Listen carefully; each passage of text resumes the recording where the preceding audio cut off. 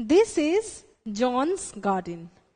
His garden is full of different kinds of flowers. But it was his wish to fill his garden with only rose plants. So, he used vegetative propagation through cutting.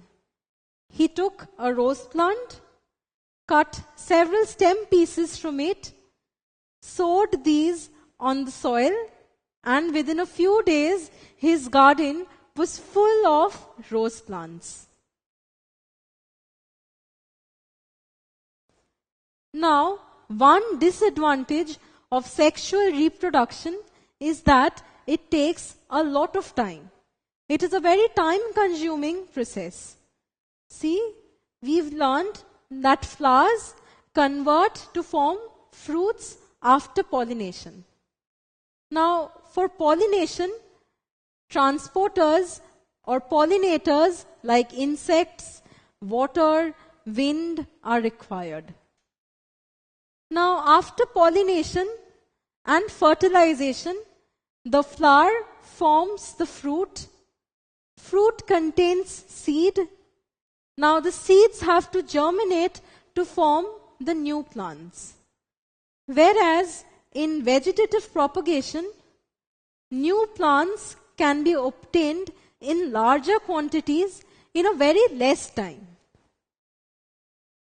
So, this is one advantage of vegetative propagation over sexual reproduction, and that is the number of productions.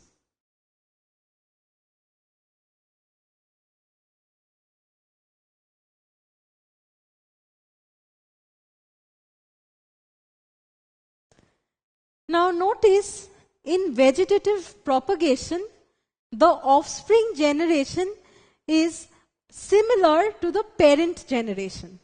That is, all the parental characteristics are retained in the offspring generation.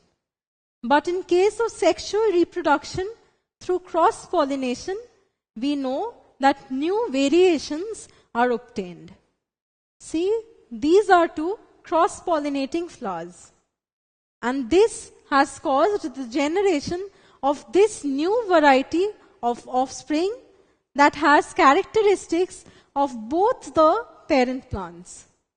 So there is loss of parental features and there has been new variations by sexual reproduction through cross-pollination.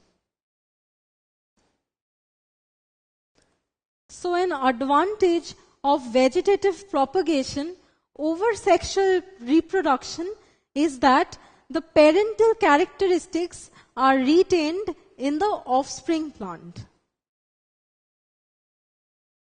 So the parent and the offsprings are identical in all the characters that they have. But an advantage of sexual reproduction over vegetative propagation is that there are new variations that are formed due to sexual reproduction.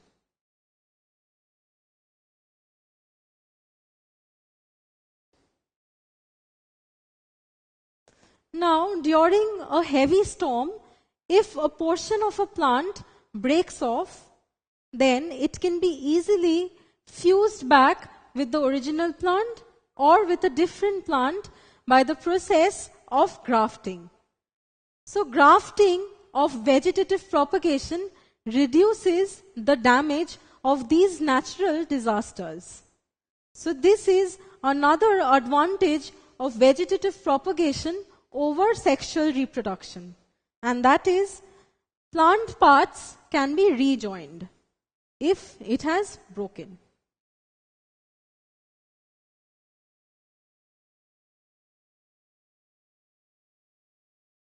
Now, when we eat watermelons, we spit out the seeds.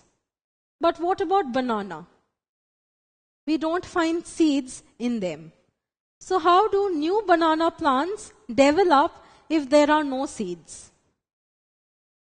Well, banana plants have a special property of vegetative propagation where new plants develop from the base of an existing plant.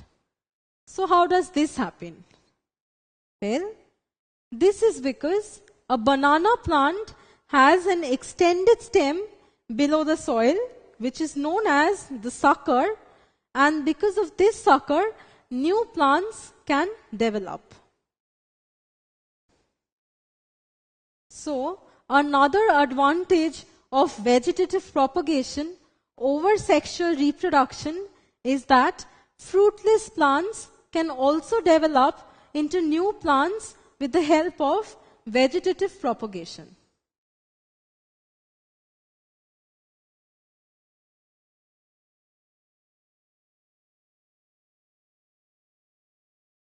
Now, a disadvantage of this vegetative propagation is that a lot of plants develop in a very small area of the soil.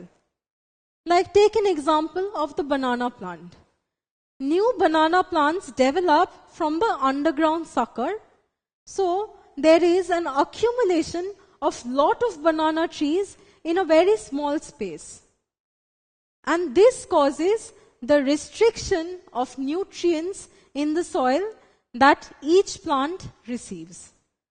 So there is stunted growth in the banana tree. So, one advantage of sexual reproduction over vegetative propagation is that there is proper growth of plants because plants get sufficient amount of nutrients from the soil.